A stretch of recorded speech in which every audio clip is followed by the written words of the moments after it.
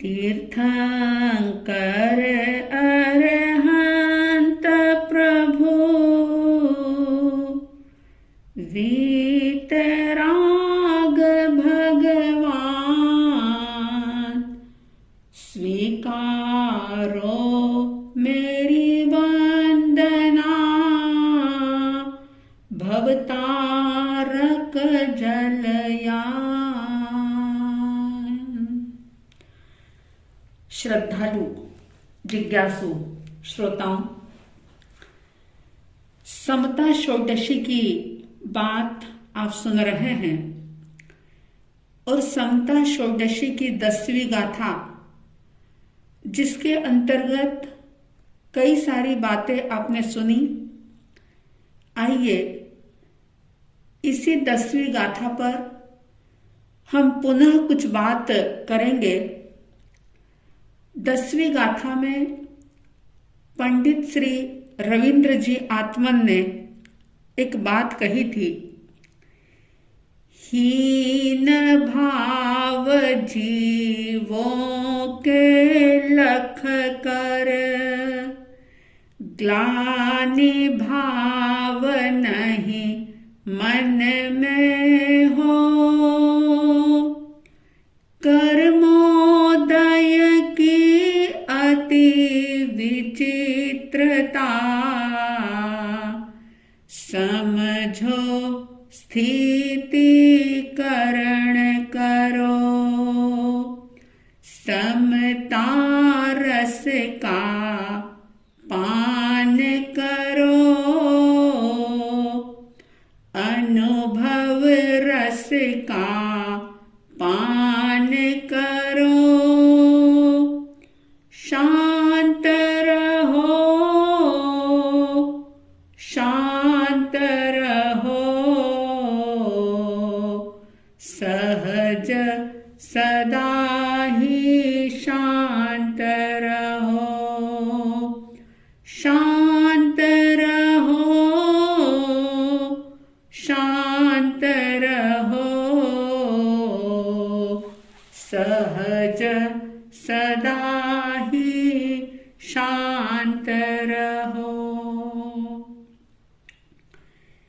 इस गाथा में पंडित श्री रविंद्र जी आत्मन ने कहा कि जब जब भी आप किसी हीन भावों के लोगों को देखें, गलत काम करते हुए देखें, तो भीतर में क्रोध का भाव, ग्लानि का भाव मत लाओ और ये सोचो कि कैसी कर्मों के उदय की विचित्रता है।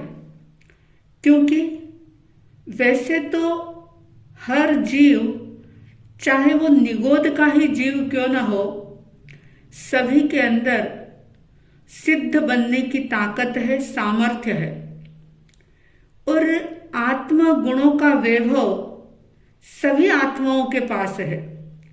लेकिन अनादिकाल की जीवन यात्रा में जिसने अज्ञान से, मिथ्यात्व से, राग द्वेष से जैसे जैसे कर्मों को बांध लिया है, समय पाकर के वे कर्म उदय में आते हैं, जीव उनसे फिर से प्रभावित होता है और फिर प्रभावित होकर के नए कर्मों का बंधन करता है। 8 कर्म की बात हमने करी थी। आज हम उसी बात को आगे बढ़ाते हुए ये जानेंगे कि 8 कर्म जो हैं, जिसमें 4 घाती कर्म हैं और 4 अघाती कर्म हैं। तो आज हम घाती कर्म का बंध कैसे होता है, कौन कौन से ऐसे कारण हैं जिनसे जाने अनजाने घाती कर्मों का बंध हो जाता है और फिर उसका फल परिणाम जब सामने आता है तो बहुत सारी समस्याएं, अज्ञान का अंधेरा, मिथ्यात्व का अंधेरा, कई प्रकार के ऐसे रोग, बीमारी और ऐसा आंखों के सामने जैसे अंधेरा जैसा जीव के छा जाता है कि उसे कुछ समझ नहीं आता। तो ये घाती कर्म जो घात करते हैं, घात पहुंचाते हैं, आत्मिक वैभव को लूटते हैं। तो हम बात करेंगे कि घाती कर्मों का बंध कैसे होता है। सबसे पहला कर्म है ज्ञानावरणीय कर्म।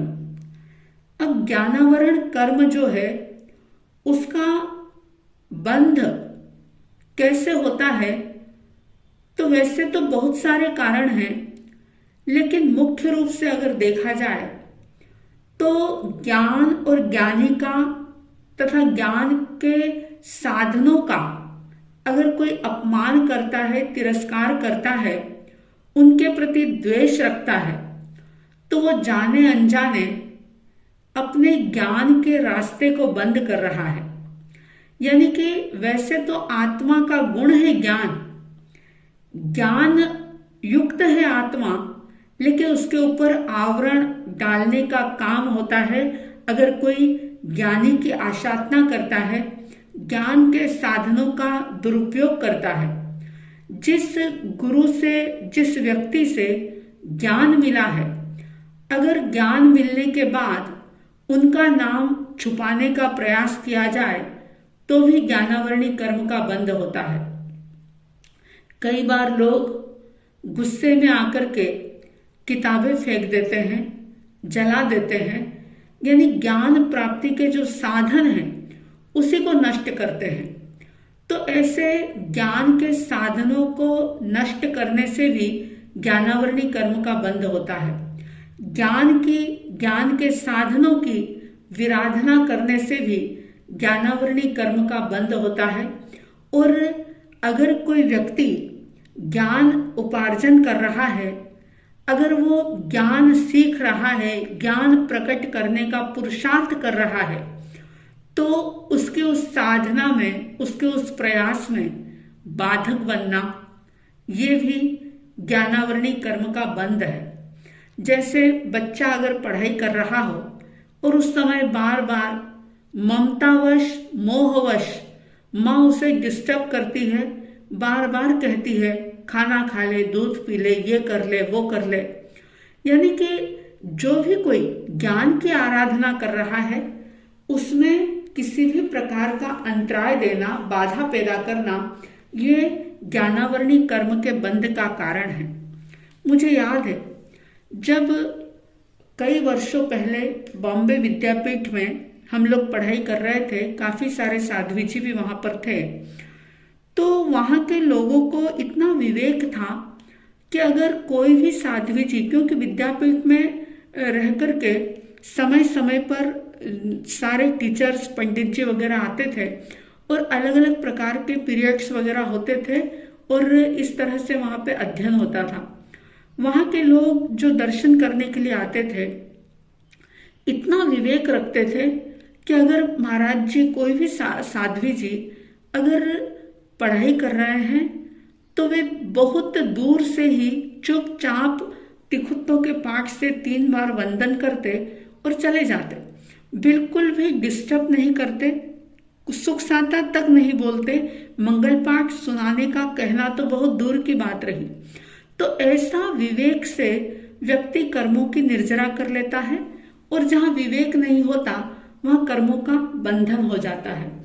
तो ये जो ज्ञानावरणी कर्म के बंध के कारण बताए, अगर जाने अनजाने आपसे इन कारणों का सेवन होता हो तो उससे बचने का प्रयास करिए। दूसरा घाती कर्म है दर्शनावरण कर्म। दर्शन जो है वो जो सामान्य ज्ञान होता है उससे ही वंचित कर देता है, और जब सामान्य ज्ञान नहीं होगा तो भला विशेष ज्ञान कैसे होगा। तो जो ज्ञानावरण कर्म के बंध के जो कारण बताए हैं उसी प्रकार के बंध के कारण दर्शनावरण के हैं। बस अंतर सिर्फ इतना है कि दर्शन के साधनों के प्रति इस प्रकार का अगर व्यवहार किया जाए, यानी कि आशाधना की जाए, अपमान किया जाए, विराधना की जाए, अंतराय दी जाए, तो दर्शनावरणी कर्म का बंध होता है। और इसी तरह से घाती कर्मों में तीसरा जो कर्म है वो है मोहनीय कर्म। अब देखिए, मोहनीय कर्म दो प्रकार का होता है। एक होता है दर्शन मोहनीय और दूसरा होता है चारित्र मोहनीय। दर्शन मोहनीय कर्म हमारे मिथ्यात्व को बनाए रखता है। जब तक दर्शन मोहनीय कर्म का उदय है, जरा सा भी क्षयोपशम क्षय नहीं हुआ, तो सत्य तत्वों पर श्रद्धा ही नहीं होगी। इतना गहरा मिथ्यात्व बना रहेगा कि व्यक्ति को चाहे तीर्थंकर भगवान के अरिहंत परमात्मा के समो शरण में जाने का भी अवसर मिल जाए, साक्षात तीर्थंकर भगवान की वाणी भी अगर उसे सुनने को मिल जाए, तो भी उसके मन का भ्रम जो है, भीतर का अंधेरा जो है, वो दूर नहीं होता। और दर्शन मोहनीय कर्म जब तक रहता है तब तक मिथ्यात्व बना ही रहता है। आत्मा हूं ये श्रद्धा ही नहीं होती। वो शरीर को, शरीर से जुड़ी हुई सारे संयोगों को ही वो अपना अस्तित्व मान लेता है। मैं आत्मा हूं या शरीर से अलग मेरा अस्तित्व है, मैं अजर अमर हूं, ये सारी बातें कानों से सुन तो लेगा, बोलने को मौका आए तो बोल भी देगा, दूसरों को उपदेश भी दे देगा, लेकिन अंदर में उसके श्रद्धा नहीं होती। क्योंकि जिस व्यक्ति को आत्मबोध हो जाता है, मैं आत्मा हूं, ये जिसे पक्का निश्चय हो जाता है, उसका मिथ्यात्व चला जाता है और सम्यक दर्शन की प्राप्ति हो जाती है। और जिसे सम्यक दर्शन की प्राप्ति हो जाती है, उसकी जीवन शैली ही बहुत परिवर्तित हो जाती है।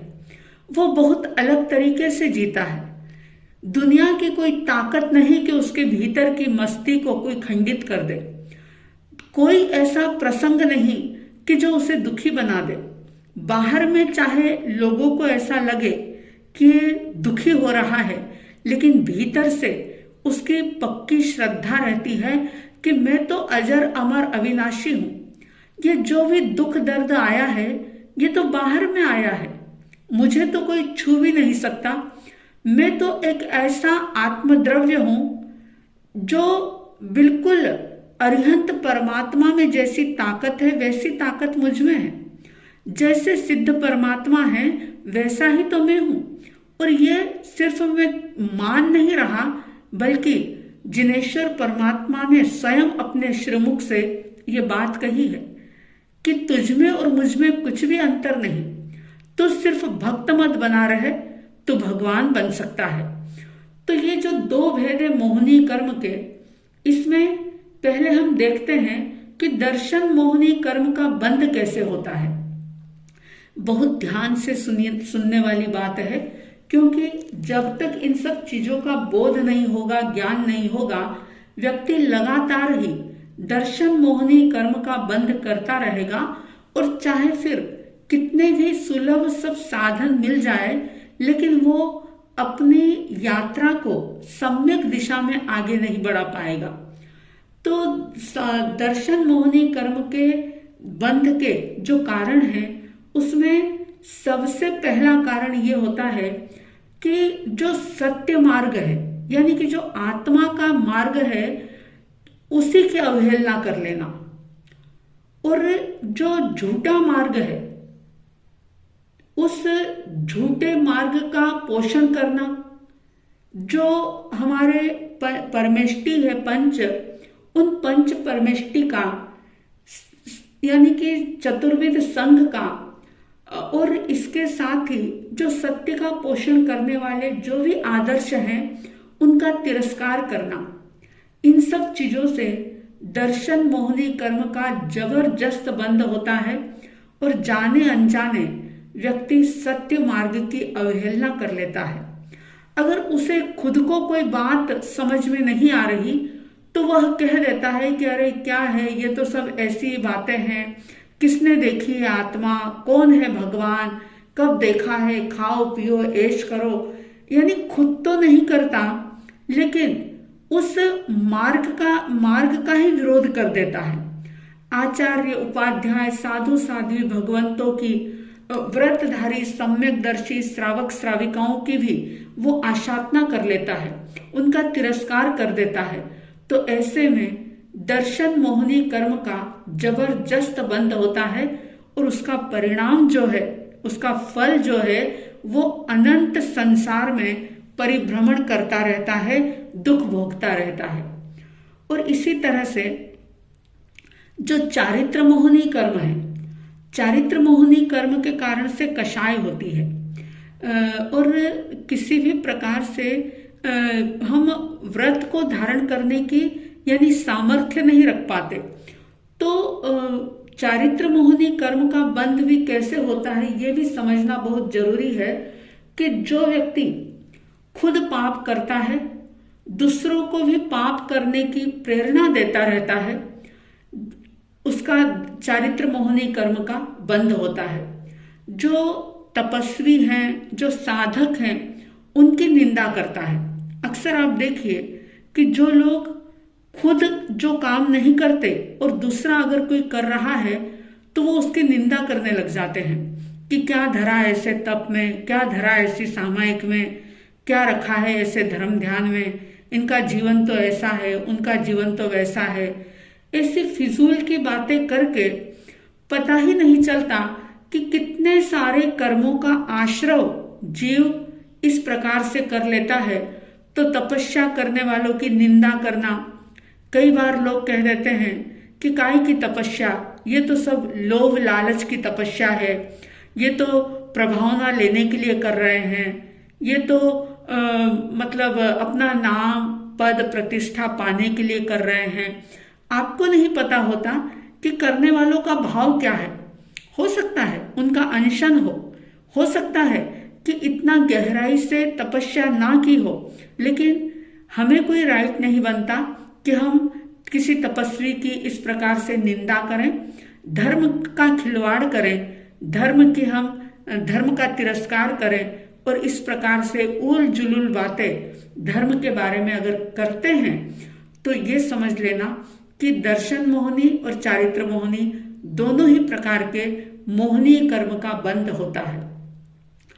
कोई धार्मिक कार्य हो रहा है तो अपने अहंकार के कारण से उसमें विघ्न पैदा करना, अच्छे कामों में अंतराय देना, शराब पीना, अंडे खाना, ये सारी चीजें जो हैं ये चारित्र मोहनी कर्म बंध का कारण बनती है।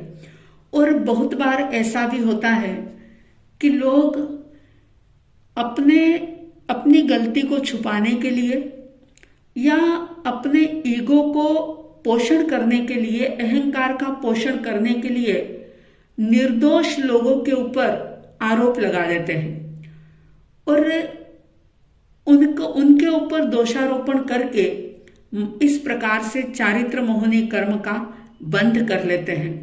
बहुत ईमानदारी से इन सारी चीजों को सुनकर के, क्योंकि ये बात मेरी अपनी नहीं, ये जिनेंद्र परमात्मा की बात है, ये उन्होंने शास्त्रों में इस प्रकार से कर्म बंध के कारण बताए हैं।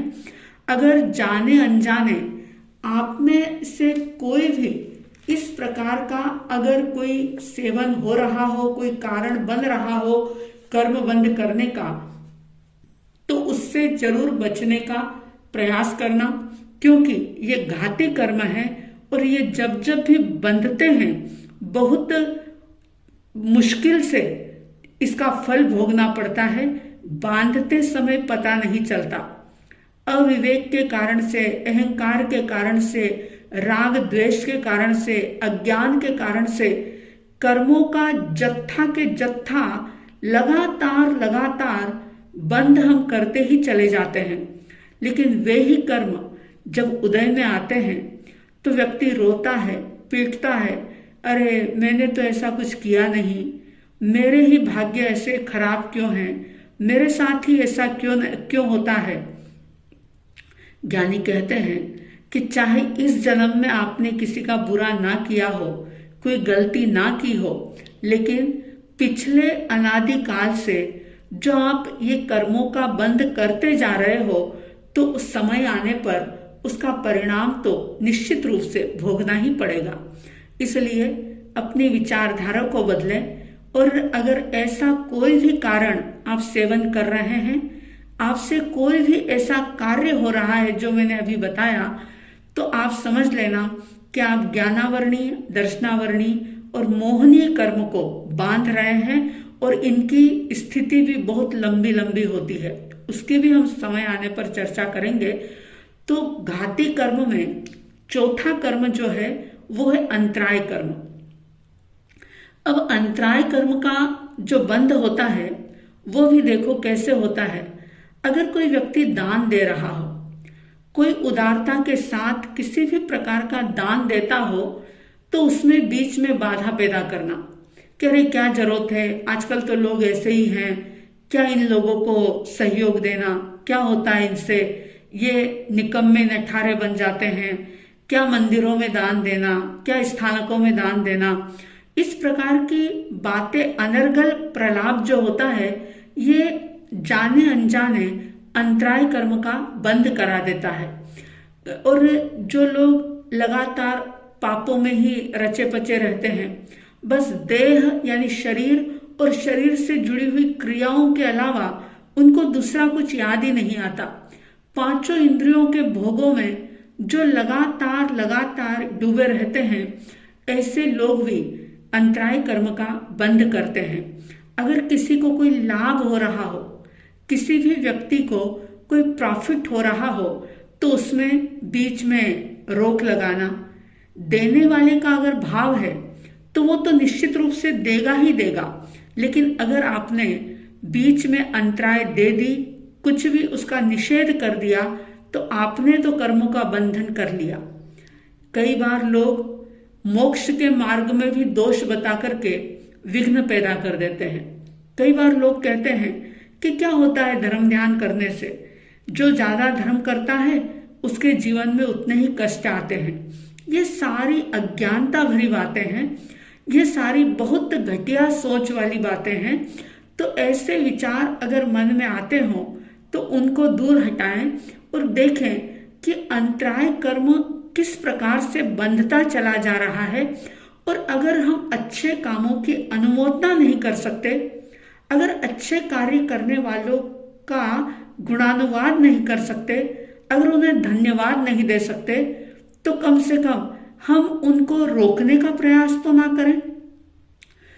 आपको पता है, आपने अंतगढ़ सूत्र सुना, वासुदेव श्री कृष्ण जो खुद दीक्षा नहीं ले सके, लेकिन उन्होंने किस प्रकार से धर्म दलाली की, कैसे संयम लेने वालों को सहयोग दिया, कैसे उन्होंने महोत्सव करवाए दीक्षा के। और यही कारण था कि उन्होंने तीर्थंकर नाम गोत्र का उपार्जन किया। तो कहने का अभिप्राय ये कि कर्म बंध कैसे बंध रहे हैं, इसमें व्यक्ति को पता भी नहीं चलता, क्योंकि अज्ञान और कषाय और सारी चीजें उसके आंखों के सामने छाई रहती है। भोगों में वो डूबा रहता है और आत्मा के मर्म को नहीं समझने के कारण से वो लगातार कर्मों का बंध करता चला जाता है। घाती कर्म का बंध जब होता है तो इसका उदय भी बहुत खतरनाक होता है। घाती कर्मों के बंध के जो कारण बताए हैं, उन कारणों को अपने भीतर में चेक करें और जो भी है उसे जरूर निकालने का प्रयास करें। सजग रहें, सावधान रहें और ऐसे कर्मों के बंधनों से अपने आप को बचाने की कोशिश करें, क्योंकि इनका उदय बहुत खतरनाक होता है। अब हम आगे बात करेंगे कि जो अघाती कर्म है 4, उनके बंध के क्या कारण हैं और फिर बंध के बाद वो फल कैसे देते हैं। यानी ज्ञानावरणी कर्म का बंध हुआ है तो उसका परिणाम क्या होगा, दर्शनावरणी कर्म के बंध का परिणाम क्या होता है, फल कैसा होता है। इसी तरह से मोहनीय कर्म, अंतराय कर्म आदि सभी कर्मों के बंध के बाद जो उसका फल होता है वो किस प्रकार का होता है। समय आने पर हम इसकी भी बात करेंगे। आप सभी कर्म के बंधनों से बचने की कोशिश करें और जितना ज्यादा हो सके अपना समय धर्म ध्यान के अंदर बिताएं। अच्छी सोच रखें, दूसरों के बारे में ईर्ष्या ना करें, द्वेष ना करें, राग और द्वेष को घटाने की कोशिश करें। मैं एक शुद्ध आत्मा हूँ, मैं अजर अमर अविनाशी ऐसा चैतन्य स्वरूप भगवान स्वरूप आत्मा हूँ, इस प्रकार की पूर्ण श्रद्धा और आस्था रख करके अपने आप में ही स्वयं सुखी होने का पुरुषार्थ करेंगे। ऐसी साध्वी द्वय की तरफ से हार्दिक हार्दिक मंगल भावनाओं के साथ जय प्रभु महावीर, जय गुरु आनंद।